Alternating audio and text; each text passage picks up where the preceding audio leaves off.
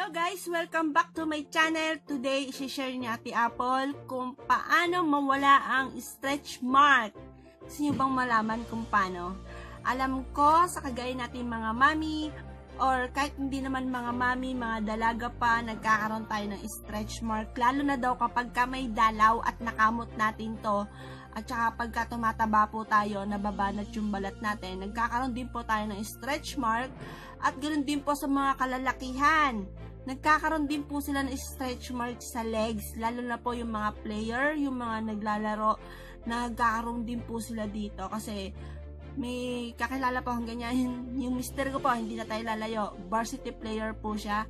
Marami po siyang stretch mark sa hita. Kasi nga po, siguro dahil sa player siya, yon, kaya nababanat siguro, kaya meron din pong mga stretch mark ang mga lalaki. Gusto niyo ba pong mawala to? Alam ko po, gustong-gusto niyo kasi marami nga pong nagpapatanggal sa mga doktor para mawala lang po yung mga stretch mark po natin.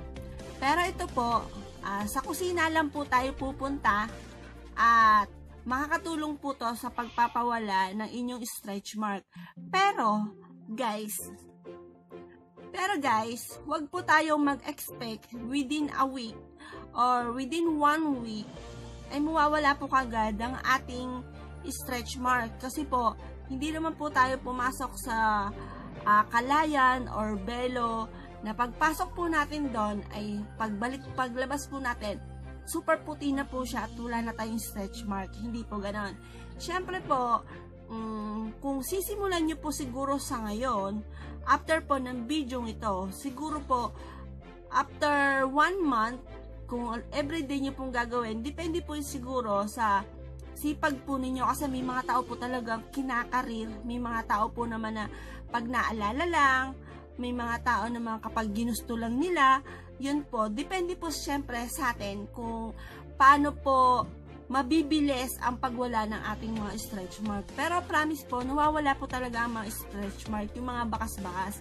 Yung mga bakas na itim lang po. Pero yung pinaka stretch mark na talagang malalalim na, puputi lang po siya. Pero yung lililom po siya, yung mawawala yung totally, yung talagang kikinis, wala pong ganon. Wala pong nangyayaring ganon kahit magpa-doktor po kayo. Wala pong ganon. Kapag po malalim ng stretch mark ninyo, hindi na po siya talaga totaling mawawala yung pinaka bakas-bakas.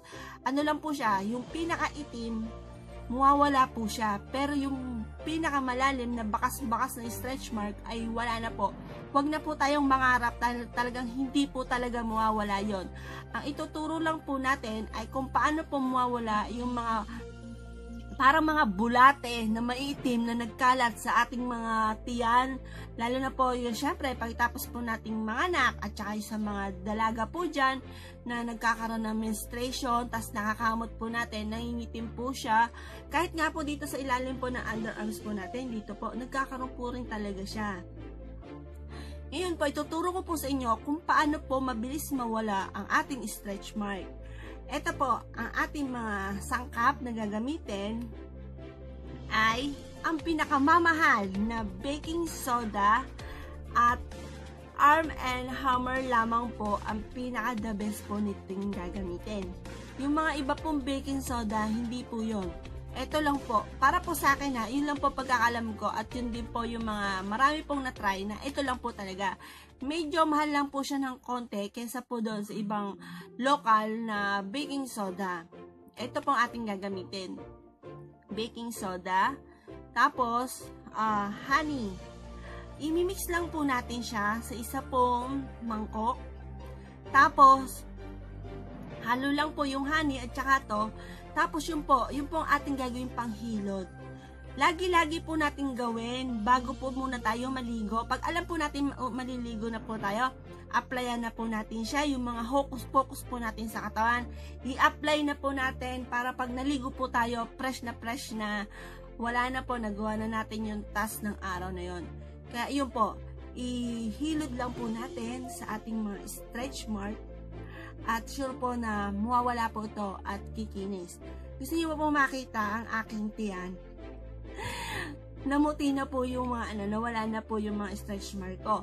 At may nakapagsabi po na kapag katagalan ay nawawala din. May kakilala po ko na parang dalaga na po yung mga anak niya, binata na, pero maitim pa rin hanggang sa ngayon yung stretch mark nila. Yun nga po, naturuan ko po ng ganito kasi one time po na nag-swimming po kami, tapos tumaas po yung ganito ko, nakita po nila na ba't daw po wala na akong stretch mark. Sabi ko, nandun pa rin yung stretch mark ko, namuti lang yung mga mapang guhit-guhit sa tiyan ko, nawala po siya. Kasi po sa kanila, mga ka-age ko po sila, yung mga dalaga na rin po yung mga anak, hindi po nawawala yung itim-itim ng tiyan po nila. Yung sa akin po, namuti po kasi. Ito po guys, wala na po yung mga itim-itim sa tiyan ko po.